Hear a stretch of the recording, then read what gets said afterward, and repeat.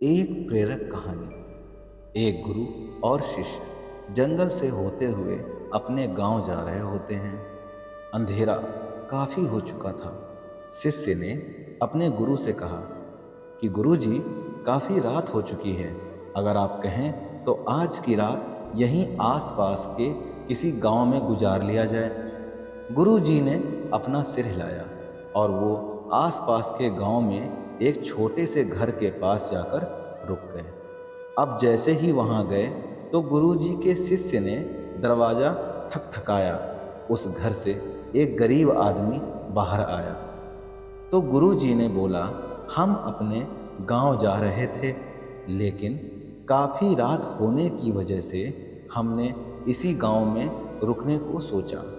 क्या हम आज रात आपके यहाँ रुक सकते हैं? गरीब आदमी बोला, हाँ, क्यों नहीं, आप दोनों अंदर आ जाइए। अब जैसे ही गुरुजी अंदर गए, उन्होंने देखा कि उस आदमी के घर में बहुत ही ज़्यादा गरीबी थी। गुरुजी ने उससे पूछा कि आप काम क्या करते हो?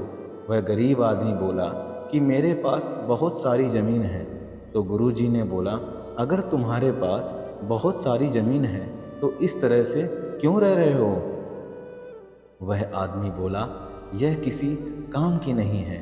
गांव वाले बोलते हैं कि ये बंजर जमीन है, यहाँ पर कुछ भी नहीं उगाया जा सकता और वहाँ फसल उगाना बहुत बड़ी बेवकूफ़ी है। गुरुजी ने बोला कि तुम्हारा गुजारा कैसे होता है? उसने बोला कि मेरे पास एक भैंस है जिससे मेरा पूरा घर चलता है।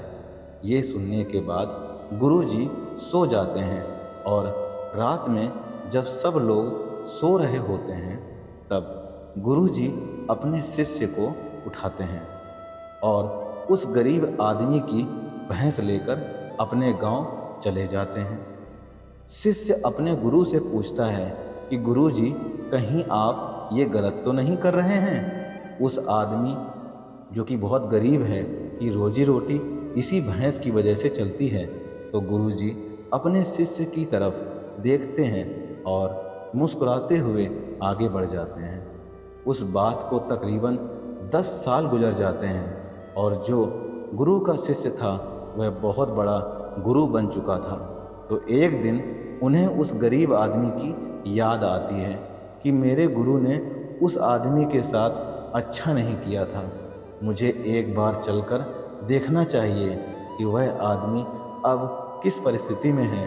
वह शिष्य उस गांव की तरफ जाता है और वहां जैसे ही पहुंचता है तो वह देखता है कि जहां पर उस गरीब आदमी का झोपड़ा था वहां पर एक बड़ा ही आलीशान महल बन चुका था और उस झोपड़ी के बाहर जो बंजर जमीन थी उस पर फल और फूलों के बगीचे थे।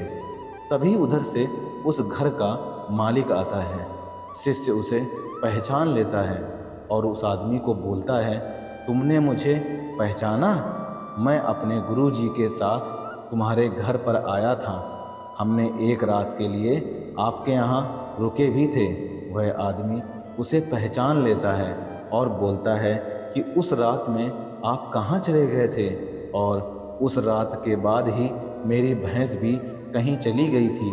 मेरे पास कोई रास्ता नहीं था तो मैंने अपने ज़मीन पर ही मेहनत की और फसल निकल आई और आज मैं इस गांव का सबसे बड़ा और सबसे अमीर आदमी बन चुका हूँ। ये सुनने के बाद शिष्य की आंखों में अपने गुरुजी के लिए आंसू आ गए और उसे ये बात समझ आई और वह रोने लगा। दोस्तों, मुझे उम्मीद है कि आपको भी ये बात समझ आ गई होगी कि इस कहानी में क्या कहना चाह रहे थे। दोस्तों, अगर कहानी अच्छी लगी हो तो कमेंट करके बताइएगा और चैनल में नए हो तो चैनल को लाइक, सब्सक्राइब, शेयर करना मत भूलिएगा। मिलते हैं दोस्तों इसी तरह की सच्ची और अच्छी कहानी में। तब तक के लिए जय हिंद, जय भारत।